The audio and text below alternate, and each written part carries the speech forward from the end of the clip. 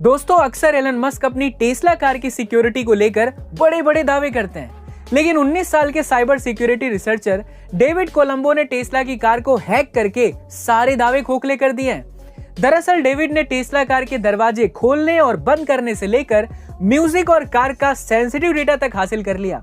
हालांकि उन्हें कार की स्टीयरिंग और ब्रेक का कंट्रोल नहीं मिल पाया, लेकिन ब्रेक फेल करने समेत बाकी सारे फीचर्स को हैक कर लिया है। जिस कंपनी में डेविड काम करते हैं उसी कंपनी के सीटीओ के पास टेस्ला कार है जिस पर यह हैकिंग की गई। अब टेस्ला ने उन्हें बग निकालने के लिए कुछ पैसे देने की डील तो कर ली है, लेकिन ये एलन मस्क के लिए बहुत बड़ी चुनौती बन गई है।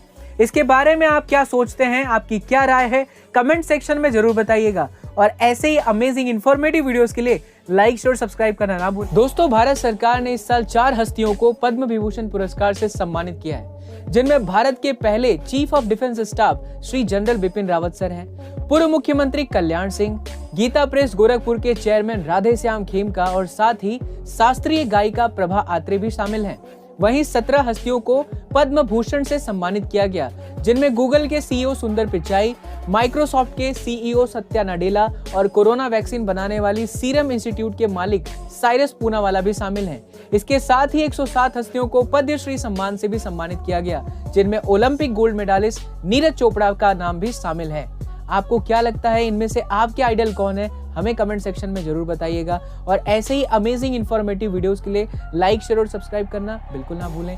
गाइस, अपनी बेटी की प्राइवेसी को लेकर विराट और अनुष्का हमेशा से बेहद प्रोटेक्टिव रहे थे और वे नहीं चाहते थे कि उनकी बेटी की तस्वीर लोगों के सामने आए। लेकिन भैया, इतने बड़े सेलिब्रिटी की बच्ची कैमरे से ज्यादा दिन कहां बचने वाली थी। और ऐसा ही कुछ हुआ साउथ अफ्रीका के केपटाउन में, जहां भारत और साउथ अफ्रीका के क्रिकेट मैच के दौरान अनुष्का के साथ जैसे ही उनकी बेटी वामिका ने पापा विराट को चीयर करने के लिए ताली बजाई, तो कैमरामैन ने तुरंत अपना कैमरा वामिका की ओर कर दिया और वामिका को कैमरे में कैद कर लिया। जिसके बाद तो क्या ही था, जिसके बाद ये फोटो सोशल मीडिया पर आग की तरह फैल गई। गाइस, क्या आपने भी इन वायरल फोटोज को देखा है? हमें कमेंट सेक्शन में जरूर बताइएगा। और ऐसे ही अमेजिंग इंटरेस्टिंग वीडियोस के लिए लाइक शेयर और सब्सक्राइब करना ना भूलें। 26 जनवरी को हमारे देश में गणतंत्र दिवस मनाया जाता है, क्योंकि इसी दिन 1950 को हमारा संविधान लागू हुआ था। पर आपको ये जानकर हैरानी होगी कि हमारे संविधान को 2 महीने पहले ही नवंबर 1949 में लिखा जा चुका था। लेकिन अब सवाल ये उठता है कि इसे फिर 2 महीने बाद क्यों लागू किया गया। दरअसल इसके पीछे एक खास वजह है और वो है 26 जनवरी की तारीख।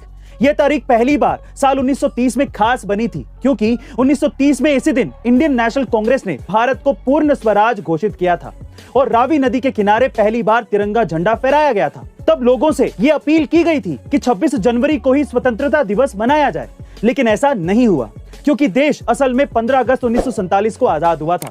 लेकिन फिर भी 26 जनवरी एक खास दिन था, इसलिए जब संविधान बनकर तैयार हुआ तो इसे लागू करने के लिए 26 जनवरी को ही चुना गया। गाइस,